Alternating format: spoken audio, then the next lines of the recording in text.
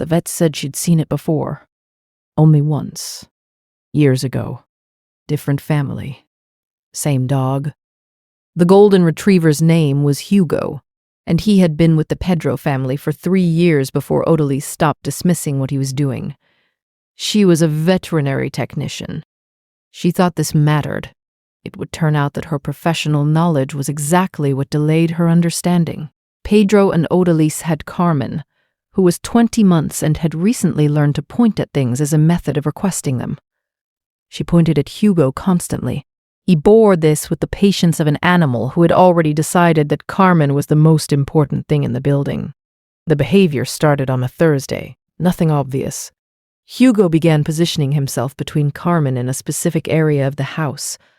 Not aggressively, not anxiously, simply with the calm, particular resolve of an animal executing a task that required no audience approval. He would stand there. He would wait. If Carmen moved toward the area, he moved with her. If she reached for something, he was already there.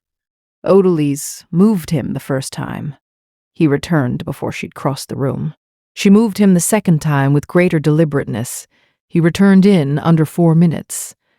By the third day, she'd begun consulting her veterinary technician colleagues about canine resource guarding. The wrong question, arriving from the wrong framework, producing entirely wrong conclusions. Her expertise was the problem. She had a category for what she was observing. The category was incorrect. Pedro was less certain. He had no professional framework to apply, which meant he was watching what was actually happening instead of watching for confirmation of what he already thought was happening. He mentioned it to his brother. His brother said he'd heard of something like this. Pedro said he'd heard of it too. Neither of them said the thing out loud, because it sounded like the kind of thing you didn't say until you had proof. On the 7th night, Odalise sat on the kitchen floor at 11 p.m. with her back against the refrigerator, watching Hugo maintain his position near the area he'd been attending to all week. She had a cup of coffee she wasn't drinking. She had her phone with a browser open to a veterinary behavior website she wasn't reading. She was watching the dog. He turned and looked at her once, directly, the kind of look that carries information. Then he turned back. 2 days later, the thing happened. The details are specific, which is why they matter. Hugo began a behavior he had never exhibited in 3 years. He moved from his position and pressed himself against Pedro's legs repeatedly, in the direction of the phone that was sitting on the counter. Pedro reached for it.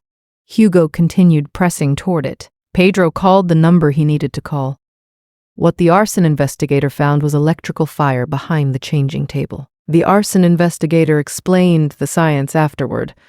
Dogs can detect smoldering PVC insulation compounds. The window between detectable and symptomatic, in this specific case, was the window in which Hugo had been standing in exactly that spot, in exactly that many days. The fire was already inside the wall. You had minutes, not hours, the arson investigator said. Odalise wrote it down, not because she needed to. She would remember it without writing, but because she needed to do something with her hands in that moment. She had a category now. The category was, I had a professional framework that was wrong. The dog had no professional framework and was right. This is not an abstract thing. The family went through the math together later. The number of days, the progression of what had been building, the window they'd had. Hugo had started attending to the situation before any instrument would have detected it, before any symptom would have been visible, before any human sense would have registered anything as wrong. He was working from a different data set. The family modified the house. They had the inspection. They followed the protocol. They thanked everyone they were supposed to thank. What they couldn't do was fully account for Hugo's contribution in any of the official paperwork. There wasn't a field for it. There isn't a field for it. The arson investigator put early detection in the report. Early detection is accurate. It is also incomplete. Odalise sits differently on the kitchen floor now, differently than she sat in the beginning of this story. Lower, more settled, with Hugo beside her instead of across the room from her. She had 20 years of professional training. She had a dog who'd been paying attention to things she didn't have instruments to measure. She doesn't say she was wrong. She says she was working with incomplete data. Hugo has no opinion on the distinction. He is busy attending to Carmen, who is 20 months and has recently learned that pointing at the dog works somewhat better than pointing at most other things. He is patient with her about it. He has always been patient. Has your dog ever done something that didn't make sense? Until suddenly it did. Tell us in the comments. Subscribe so the next story finds you before the noise does.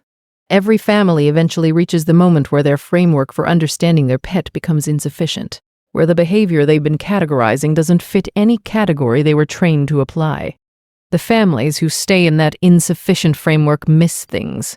The families who update it, who allow the animal's behavior to teach them rather than waiting to teach it, are the ones who tell stories like this. 1.